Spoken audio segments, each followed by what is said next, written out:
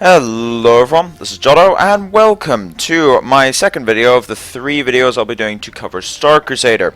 Now, for this particular video, I'll be doing a brief overview of each of the 6 factions to hopefully give you guys a bit of an idea as to what faction would suit you the best. So, first things first, we'll start with the Anunaki.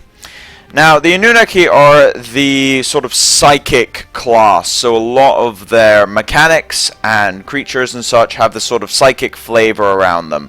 They almost remind me of sort of like the Protoss and Eldar for people that have played StarCraft and Warhammer.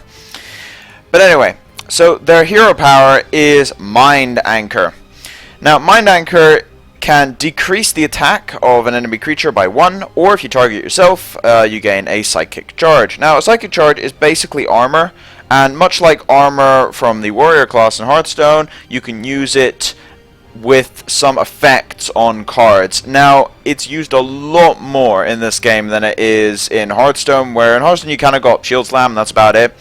But psychic charge is used in quite a lot of cards. Now, one of their main mechanics is the Pacify mechanic, if we just have a look at the Pacify card.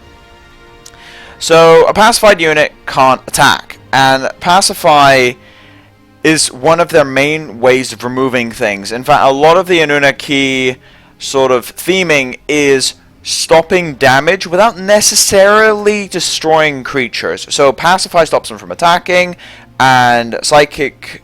like, you can get Psychic Charge to block damage, or you can reduce their attack, and if they have 0 attack, they can't attack.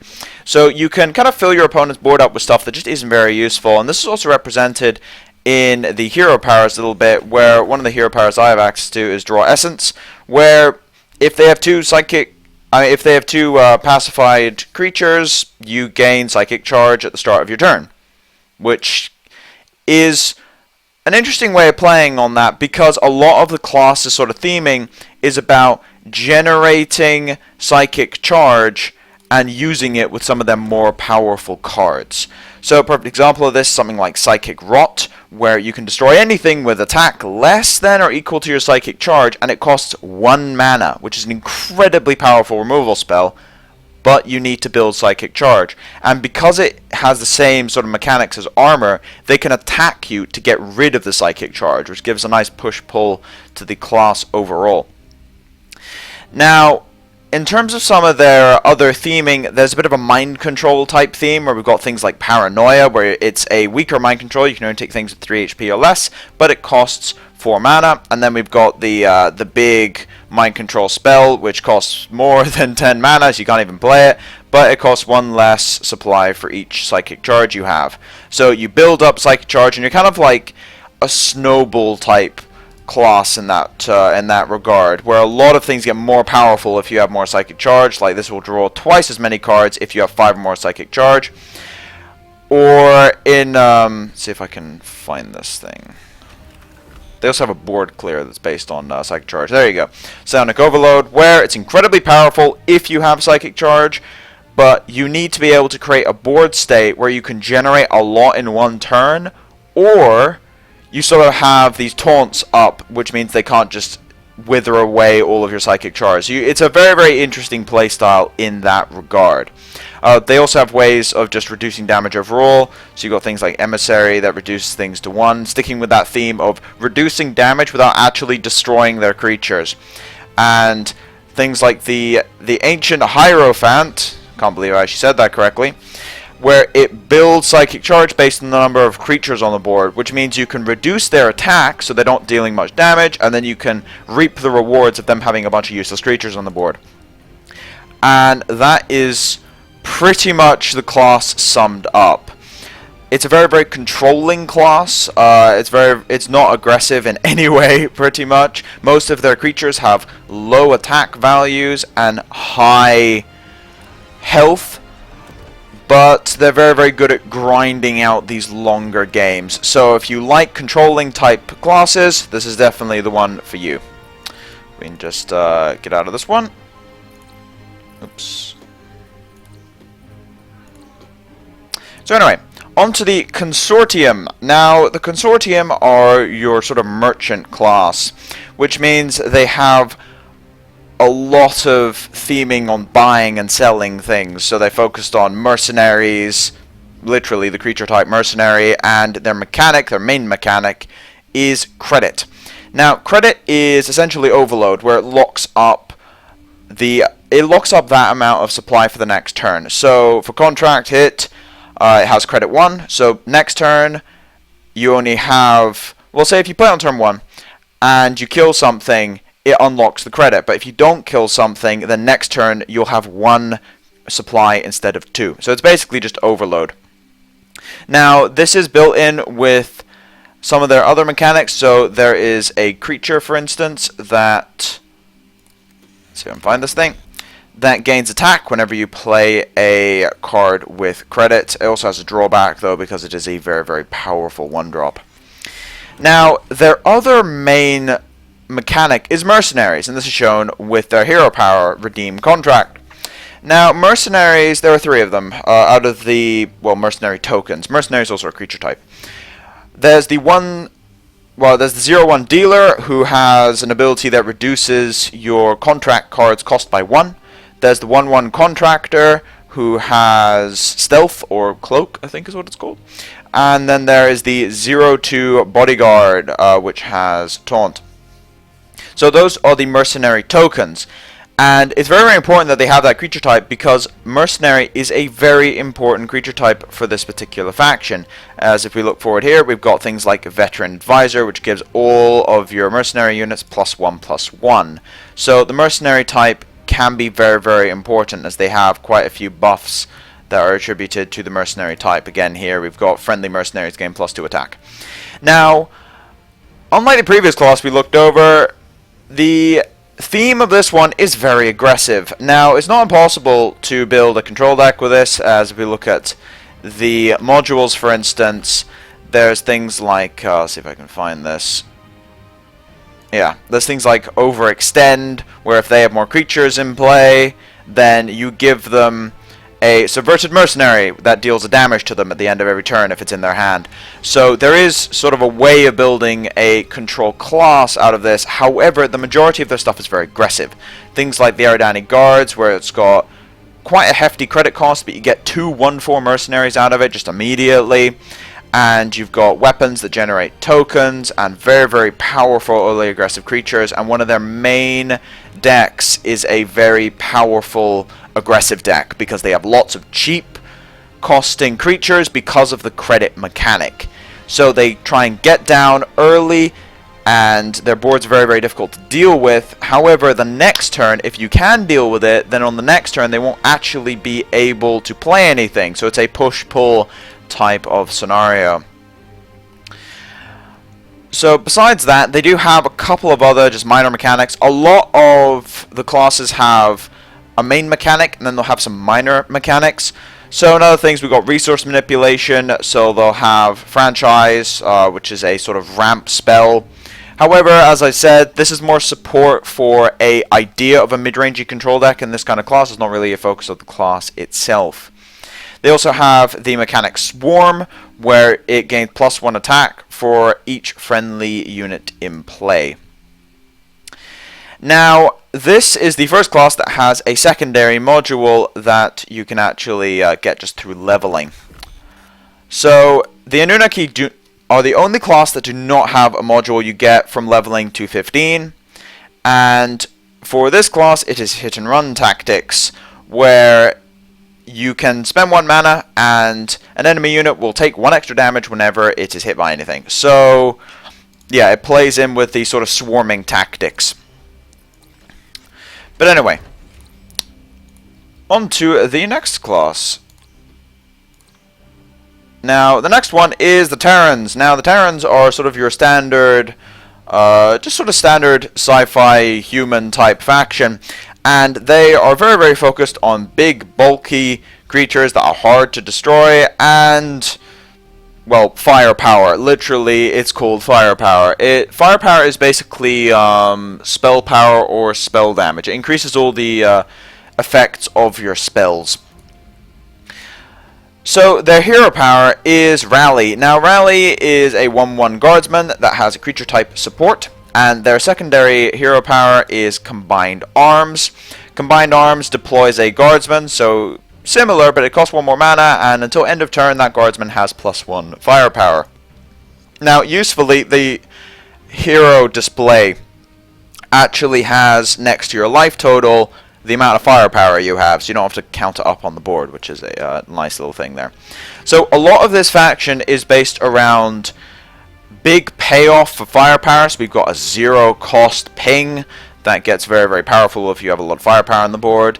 We've got things like Recon Element, where it's a 1-drop, gives you firepower, and we'll just sit around and usually don't attack with it. And just other payoffs, like we've got things like Command Promotion, where it's a buff based around your firepower. Besides that, they also have a secondary theme of hard to destroy creatures. Now, the hard to destroy creatures, as I mentioned in my previous video, the Mammoth Tank, lots of HP, protects the tokens, and if we turn fusion mode on so I can see some of these other ones, things like the Raptor Tank, which has Armored, where if something's armored, it can only take 1 point of damage at a time from other characters. Now, you can still use a spell to destroy it, but in just pure combat, it can only take 1 damage at a time.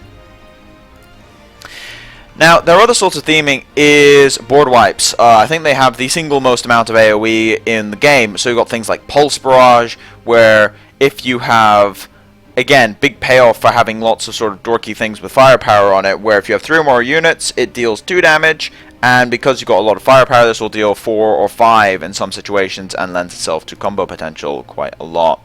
Things like Precision Strike, which is just a standard removal spell, but you can energize it to make it into an AoE. Saturate Fire, very, very cheap removal spell, again, has an AoE theming to it. There's a lot of AoEs in Terran, which means that there's pretty much an entire archetype just based around playing things with firepower and just destroying your opponent's creatures over and over and over again with massive amounts of spells. So anyway, on to the next faction. Now, for the next faction, we have the Hierarchy. Now, the Hierarchy revolve around healing and repairing things and stuff with lots of HP and not much attack. They sort of are a bit like the Anunaki, but instead of reducing damage, they take the damage head on and then just repair it off. I actually played a game with Hierarchy in my first impressions video. Now, Hierarchy's base hero power is Nanite Conversion, which is your standard sort of healing hero power, very similar to the Priest hero power. And their secondary hero power is Deep Weave. While Deep Weave allows you to increase the maximum HP of something, so you don't have to have a sort of thing where your hero power is kind of useless if nothing's damaged. So between this, you get to drag out long games by healing yourself and also by keeping all your creatures healthy. And if you can get something on the board, it is super, super hard to remove. And that's sort of the theming behind Hierarchy. So they've got a lot of synergy with healing. So they've got things like Assembly Complex and Blessing, which allows you to draw cards whenever the unit is restored. So then that's the payoff for healing. You got a protection sort of theme in here, where you can heal something to full for 0 and give it +0/+1, or Shield Array where you damage something and then you give it shield, and then you can of course heal off the damage, so you can reduce the drawback on that quite significantly. Besides healing though, there's a very, very big theme of cyborgs. So we've got things like the AI Integrator, where if you play a cyborg, it gets +1/+1. So Cyborg is sort of the creature type that Hierarchy is overall focused on. So a lot of their other creatures are cyborgs and also benefit from restoration type effects. The Augmented Sentry doesn't actually say restoration, it just says whenever a module is activated. That includes your opponent, by the way. But again, that's sort of a sub-theme of using your hero power frequently. Now, besides that, there is a lot of very, very durable creatures. So again, 2 creatures there with the shield. Then we've got things like the Overseer, which keeps healing itself back up and has large amounts of HP for the cost. And you can make use of this by using things like Interphasic Weaponry, which is 2 mana and it gains attack equal to its HP. You can also buff things up to make them much, much harder to kill with things like Energy Link.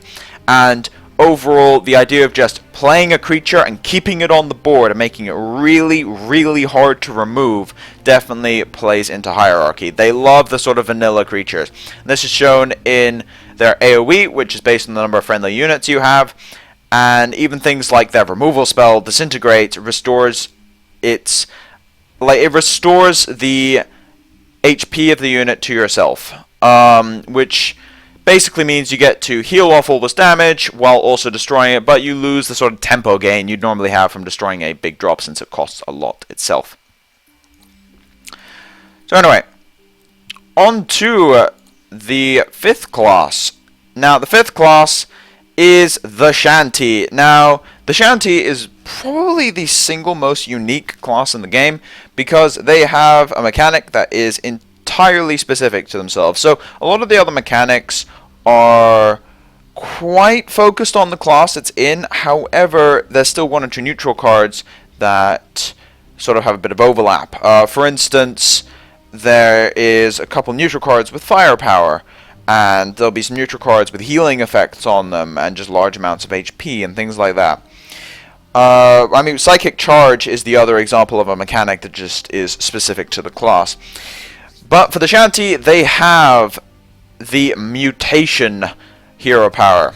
If we go over here, their hero power, release mutagen. You get to mutate a unit, and you can mutate your hero, and you lose an HP, but you gain 2 attacks. You get a large punch on your hero power, but you take a lot of damage, which means that a lot of Shanty decks actually have high HP totals. They'll play the full 40 cards in some cases, because using your hero power is quite costly on the HP total, so you really do need the extra life, and you need to use your life as a resource.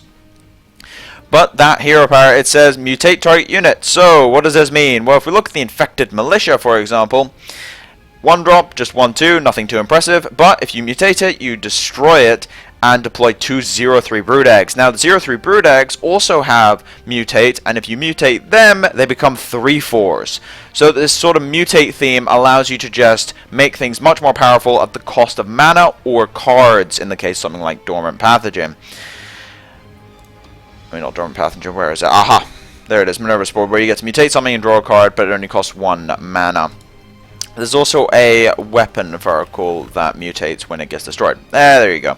The Bone Needle Cannon, and when the cannon is destroyed, it mutates all your units, so there's a big theme of mutation there. Some of the other payoffs of this, things like Nyx Hound, that gets buffed every time you mutate it. Broodmother makes tokens. And then you've got the really big ones, like it gains Soak, so it blocks a damage from every source whenever it gets attacked or hit by a spell. And things like Regenerate, which puts it back at full HP if you mutate it, but it does lose a lot of stats for that very, very powerful ability. Now, besides that, there's an Aberration theme. Now, the Aberration theme has a couple payoffs, where if you notice that a lot of these have the creature type Aberration. And some of the payoffs for this are things like Spine Spitters. Now, Spine Spitters, you deal 3 damage split between enemy units, not including the enemy hero, but if you have an Aberration, you get 5 damage. So that's a lot of payoff just on the having that creature type in play. There's also something like this, where you get to mutate all units, and then all your aberrations gain a buff if you energize it. Now, mutation isn't just something that you put on your own creatures. For instance, you got things like Terminal Mutation, where you can put it on an enemy creature, and then if you mutate it, it gets destroyed. Or, again, this card, which I accidentally clicked on earlier, Dormant Pathogen, where you can put it on an enemy unit that, say, is pacified, for instance, or has 0 attack, so it can't really get rid of it. And every time you mutate it, the owner of the creature will just take 2 damage. So yeah, you can use mutate on your opponent's stuff, although in general, most mutation effects are positive. So you've got things like you can give mutate regenerate to any creature you have, and that's where the main theming comes from. Now, the other theme of this class is self-damage. So we already looked at the first hero power, which damages yourself to give yourself an attack boost. However, there's also a secondary hero power in... I'm not going to try and pronounce that. Symbiote. So basically, for 1 mana, your commander takes 3 damage, but then you gain 8 energy, which allows you to use on other hero powers, for instance, or on energized cards. So you're got a theme of self-damage. There's also another card. Let's see if I can find this.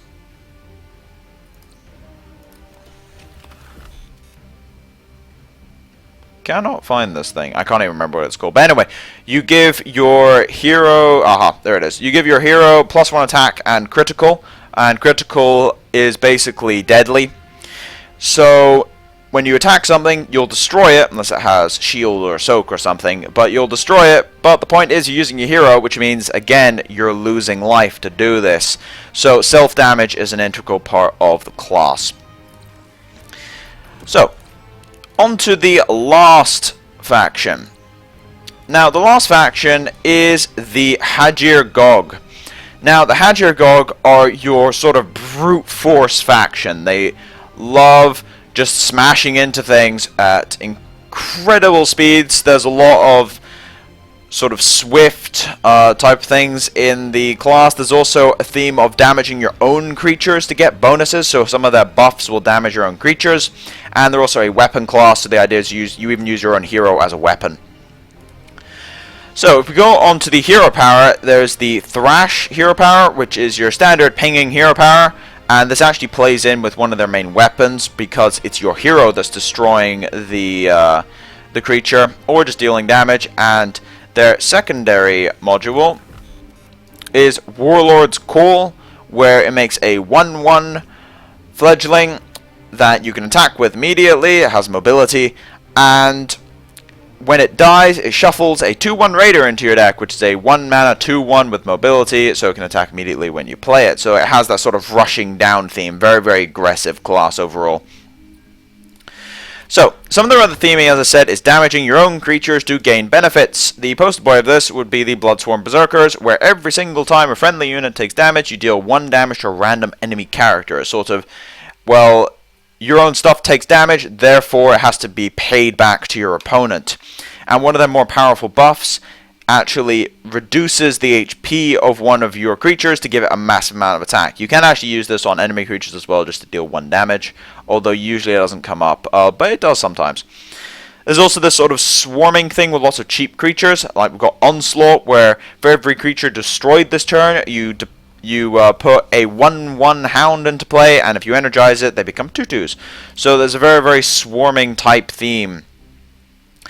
One of their main draw spells, in fact, see if I can find this, Recover Losses. You draw a card for each creature in play. So they're very, very creature-centric, and swarming is sort of their main thing. Now, besides that, the self-damage aspect of the class is very, very prominent with Fury. Now, Fury is not a specific mechanic to the class, however they definitely focus on it the most. Sort of reminds me of how Warrior and Enrage sort of work, where Enrage is a neutral mechanic, but Warrior just use it the most. So, for this one we've got Bloodthirsty Tyrant, so it has Fury, and when it has Fury activated, so whenever it's taken damage, all friendly units gain mobility, so as soon as you play them they can attack immediately. They basically all gain haste. Couple other examples where it gives +1/+1 to everything around it, or you can give 2 attack to a damaged friendly unit, so that's sort of like if something else has Fury. Just things like that, stuff like this, which gets more powerful when it's taken damage. There's a lot of theming with this, and as shown earlier with Recover Losses, it deals 1 damage to all friendly units, which can actually trigger your Fury. Now, the other example of the sort of swarming thing is, again, this mechanic Swarm comes up. We saw this with the Consortium earlier, where you can deal 1 damage to a unit, and then the adjacent units gain Swarm. So for every other unit in play, they gain an attack. So there's that sort of strength in numbers type of theming. This also shows up, now the brute force thing shows up a lot with their weapons. Let's see if I can find this thing. I'm still not used to a lot of the names, so finding things is very difficult for me. There you go. The Hellfire Cannon. Now, the Hellfire Cannon is sort of the main weapon for the Hadjar. So what it does is it's a 3/2 weapon, so you get 2 charges on it, but whenever your commander kills anything, and that doesn't just mean with the cannon, you can also use Thrash to kill units, and that will pump up your Hellfire Cannon, and you can start dealing massive amounts of damage with this thing. There's also other ways of buffing your weapons, so things like Rampage, which gives your commander Assault, which allows you to attack twice in one turn, and you can also gain an attack if you energize it. And there's also a let's see if I can find this. There's things like Superheat, where you can destroy a target unit and your weapon if you have a weapon. And there's also a weapon buffing spell that I have completely misplaced. Aha. Refurbished weapon, you gain 2 attack and 1 charge on your weapon. So there is quite a large weapon sub-theme. They're not the only class with weapons, however they definitely have the most focus on weapons out of any faction by far. But anyway, so that's pretty much all the factions. If we just go back onto the deck selection scene. So that's pretty much all the factions in the game. And they're pretty diverse. There's definitely a lot of overlap. So, for instance, I think the Hadjar and the Consortium are the sort of swarming type classes, and they have a very, very aggressive theming behind them. And you've got things like the Anunaki and the Hierarchy, which both have very, very similar playstyles. However, they do have a different way of going about reducing damage and controlling the board.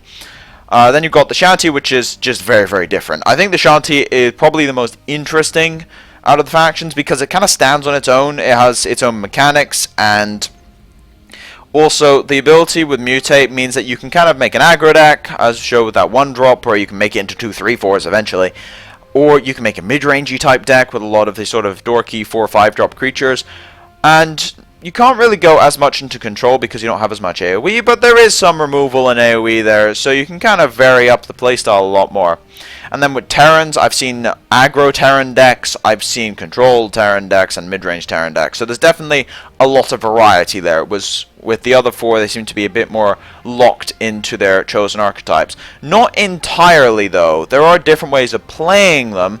Like, you'll see a lot of Hierarchy mid-range decks, for instance, where they'll play out their vanilla creatures and then buff them up a lot and just keep them alive and keep hitting face with them, as we actually saw in the last video I did, where I got destroyed by a vanilla creature that's buffed into oblivion. So yeah, there are definitely other ways of playing it, but their general playstyles tend to fit into control, aggro, and mid-rangey, with the exception of, well, the exception really of Terran, I think, has the most playstyle diversity, and Shanty can go more aggressive, but is generally mid-rangey. But I just find them most interesting because of the mutate mechanic.